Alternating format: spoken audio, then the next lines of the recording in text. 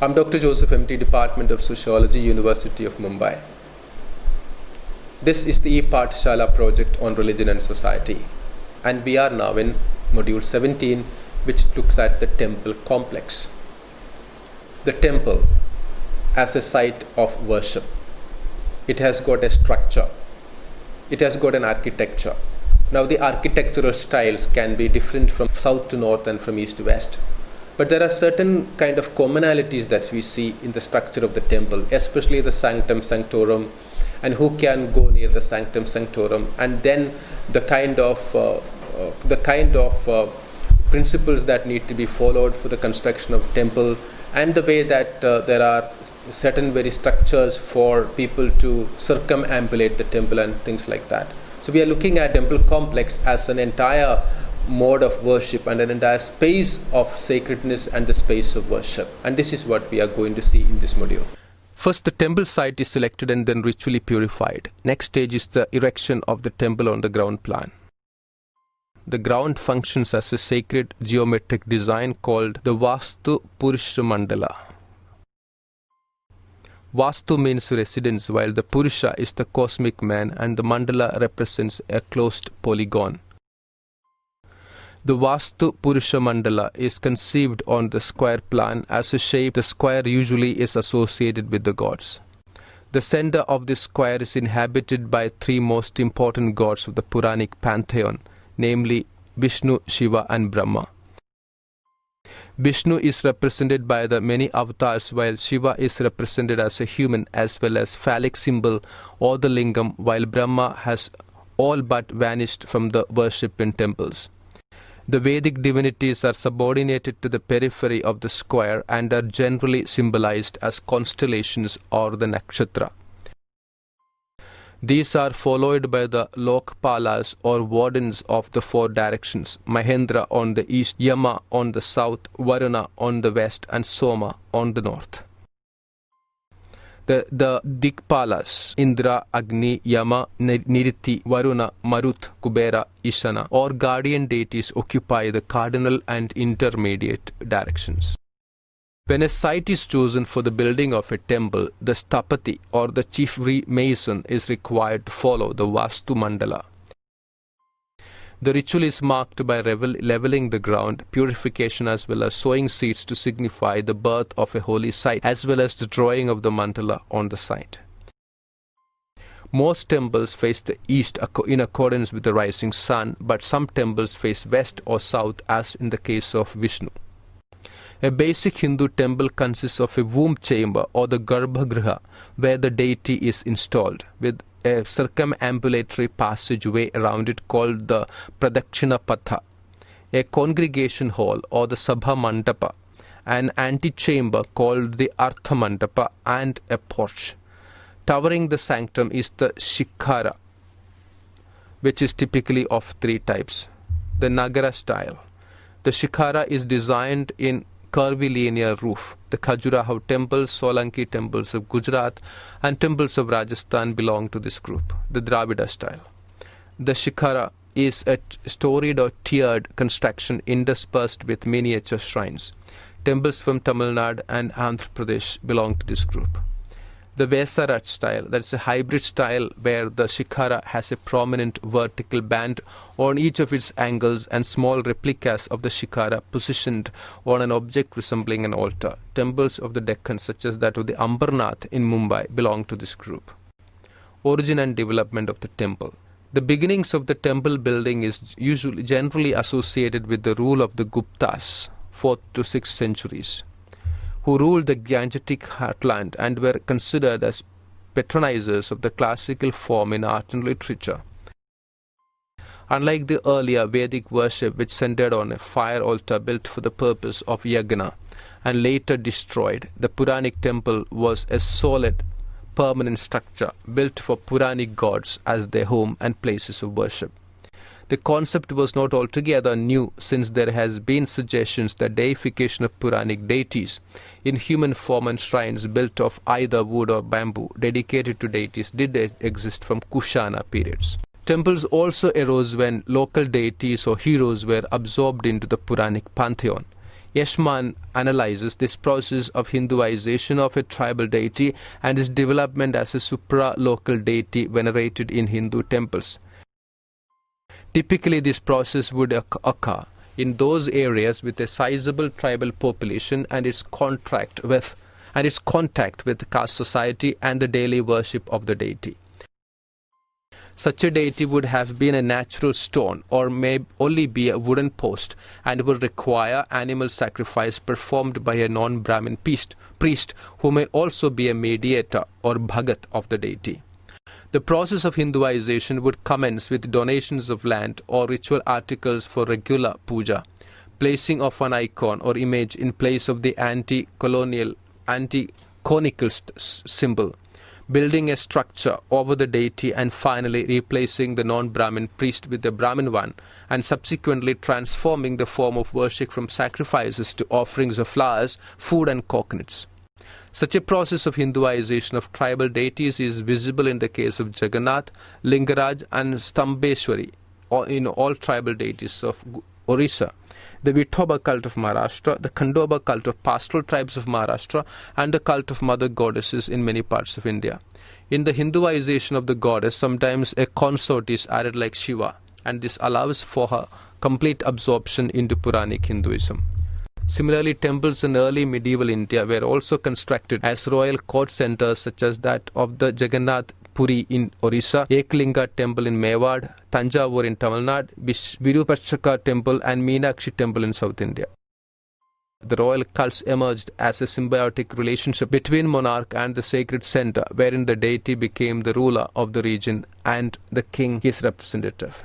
In the case of the Jagannath temple, Kulke notes that Anantavarman Kodaganga, an important Ganga king, constructs a temple to Lord Jagannath on imperial scale with land donations, great annual festivals and daily rituals on a grand scale. A series of inscriptions between 1230 to 31 show that his grandson Ananga Bhima III acknowledges Lord Jagannath as the overlord Samraj of Orissa and renounces his own consecration to proclaim that he would only as Lord Jagannath's deputy. Kulke notes that such an action not only allows for greater vertical legitimization in newly conquered regions, but also a horizontal legitimization over other rival Hindu rajas for imperial heritage. Similarly, another Orissa king of the Gajpati dynasty constructs the Sun Temple and Konark, and the sculptures in the temple show the king kneeling upon his knees in front of the god. The Gajapati rulers of Kurda and Puri till today call themselves Sevak of the Lord, often assuming quasi-priestly functions. It was this Sevak function that provided the main legitimization to Puri Rajas to interfere in temple matters. The Gajapati Rajas also used this position to threaten their political opponents with the wrath of the state deity, as well as control their feudatories by allowing or disallowing royal privileges at the temple. Rajarajeshwar temple in Tanjavur was similarly set up as a deliberate act of royal policy by the Chola king Rajaraja I. Architecturally, the temple came to represent a central ceremonial complex dominating the deity. Now we go to the rituals performed in the temple. The temple is the abode of the home of the living God, and therefore commands all those daily activities that surround a living person, except that these are performed by the temple priests as rituals throughout the day. The ritual begins with the waking of the deity with chants, mantras and music. The deity is bathed and robed in garments and precious ornaments. The deity is anointed with scents, perfume, flowers and sandalwood, and incense burnt in their presence. Then the Naivedya, Bhoga or food offering is made. These activities are repeated in the noon and other times of the day, with the evening rituals of Sandhya Puja and the midnight rituals with which the deity is made rest. All these rituals are performed by the priests in the womb chamber or the Garbhagriha and form part of 16 great offerings or the upacharas. The ritual requirements and method of performing such rituals are laid down in the various sectarian agamas. Once the rituals are completed, vibhuti or sacred ash, kumkum, vermilion and prasad is distributed amongst the devotees. The devotees do not directly participate in these daily rituals, but may witness them from the halls and join in the arti ritual and the singing of the bhakti songs. The individual devotee comes to the temple for darshan and archana and witnesses the various rituals. The devotee also makes a circumambulation or pradakshina around the main chamber or the subsidiary shrines in the clockwise direction. Sometimes individuals may request private pujas to thank the deity for fulfilling the vows of the devotee. Coconuts, oil, flowers, and other objects are presented into the deity. Many a times these objects are precious remarks or precious made of gold or silver. In the Brahmanical temple, the puja is generally carried out by Brahmin pujari with Sanskrit mantras and verses, and the bhoga and prasada is generally vegetarian food, while in non-Brahmin temples, the local priests of non-Brahmana caste perform the puja and necessarily require meat and animal sacrifice. The pujas in the temple can be divided into two kinds. The first is the puja for private purposes, and the next is the public pujas performed for well-being of the world. There are some ceremonies that occur regularly and are often called festivals or jatras. These consist of processions and enactments of myths associated with deity and are often spectacular. Some of these festivals include the Chittari festival of the goddess Meenakshi, wherein the myth of the goddess is reenacted. Carts of 15 feet are pulled with ropes by devotees, and she is married to Lord Shiva.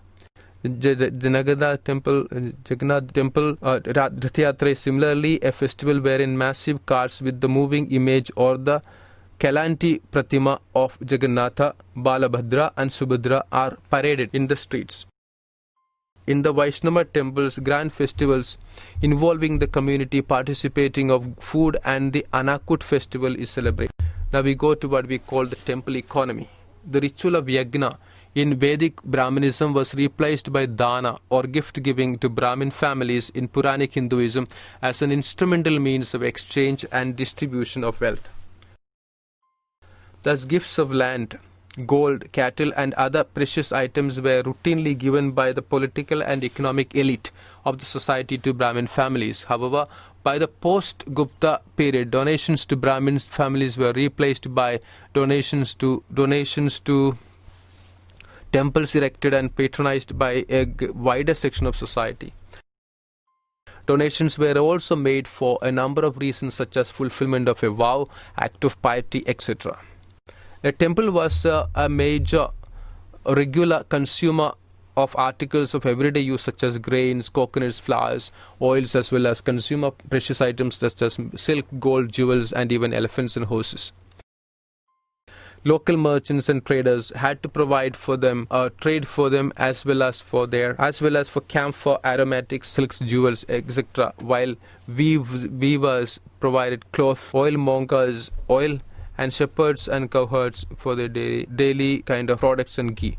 All these groups are Champaka Lakshmi notes were brought under the ambit of temple trade, and not only did they integrate various faraway lands into the trade network centered on the temple, but also improved their status within the society by claiming to be donors of a precious temple. As grants accumulated, the temple in turn would become an employer and a patron of various activities. Since land was mainstay of the temple economy, projects of land and reclamation and improved forms of cultivation was unknown to them, undertaken by the temple. Improvements in the migration facilities such as building water tanks, canals, and few new roads were also mentioned in the temple manifesto. The temple provided a means of livelihood and a number of categories of people. They included priests, various Brahmins, non-Brahmins, elite groups acting as executives and administrators. Let us look at one example of various ways of income in a temple. The Jagannath temple gives us a glimmer of hope, of how the temple would have made an income apart from regular donations. They generated an income from the lands owned by the temple. The temple sold coconuts and paddy in their open market. It leased out fishing nets in tanks owned by the temple and also leased out stone quarries. It also earned through the entrance tickets as well as the sale of the Mahaprasad, etc. Lisa McKean has studied a special relationship between that Swaminarayan temples have with mercantile communities in Gujarat. She notes that some of the business elites' ethics are woven into the tenets of the religion itself, such as careful business practices, such as saving for the future, balancing income and expenditure. Amarnath formalizing business within in presences of witness within through legal contracts and to bring account books to the temple to be blessed. Now we go to the next kind of a section which talks about the mathas, which we already have mentioned in an earlier module on the renounces tradition. The mathas, monastic orders in ancient India, had already been established by Buddhists and Jains. While the Brahmanical tradition, we find the emergence of such monastic orders based on the ascetic principle and the linkage of spiritual gurus emerging all over early Middle India. David Lawrence's work on the Kapalikas and Kalamukhas to Pashupata form of Shaivism reveals their influence in the north, Gujarat and Karnataka. The Kalamukha priests who served as priests and of temples and were associated with royal houses as their proprietary guru. In South India from 12th century onwards, many of the Saiva mathas were headed by non-Brahmin preceptors who promoted the Saiva Siddhanta school as well as the Saiva Bhakti. They thus received that kind of attention from all sections of society. The heads of such mathas were responsible also for making the agamas as the doctrinal basis of temple ritual. The mathas had numerous functions such as the study and teaching of religious doctrines and the practicing of austerity. They also had to look after pilgrims and the feeding of Shaiva ascetics as well as the organization of rituals and festivals. Hospitals and animal welfare shelters were also attached to such mathas.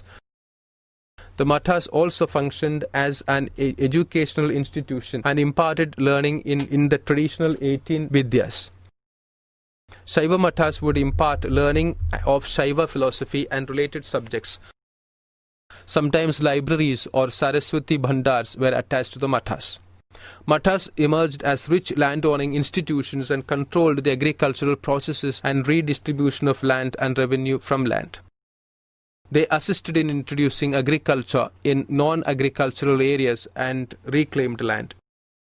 The matha also encouraged investments in trade and was patronized by powerful trading guilds of South India. Later mathas of the Vijayanagara period tended to be dominated by Brahmin preceptor groups from both the Shaiva or the Smarta and Vaishnava tradition. The profits of these mathas were exclusively drawn from a Brahmin constituency. Although the Pandits of these mathas were world renouncers, they command considerable power by controlling and administrating temples.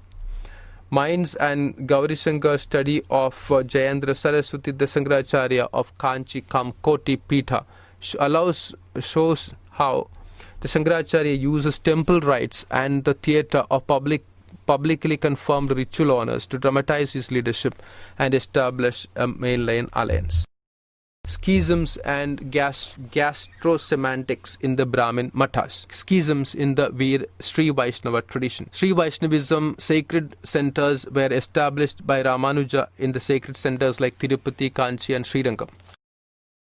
The schism between the northern, that is the Vatakalai, and the southern, Tenkalai, schools occurred between 14th and 15th centuries and is considered as a fallout of the reformist activities of Ramanuja, who tried to include many non-Brahmin elements into the temple worship, ritual and administration. Gastrosemantic.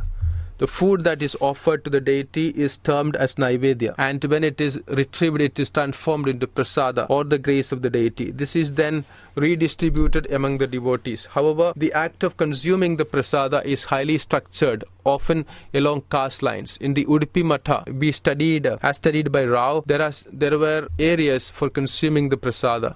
Brahmin invitees and the Matha sannyasis, while the latter is restricted to Smartha and Madhava Purohits, Vidwans and Madhava Brahmins who teach at the Sanskrit college. while the Bhojanshala is open to all devotees irrespective of caste. He observes that all the subhuman, all the at the Mitsthana and Choki, the food is like Brahmin home, while at the Bhojanshala, the food is like that is of a restaurant. Priesthood in the temples. In the hierarchies of Brahmin caste, domestic priest or the Purohits rank highest, the temple priest rank second, and funeral priest are ranked the lowest. There is also a non-Brahmin priest or the pujari for the village deities.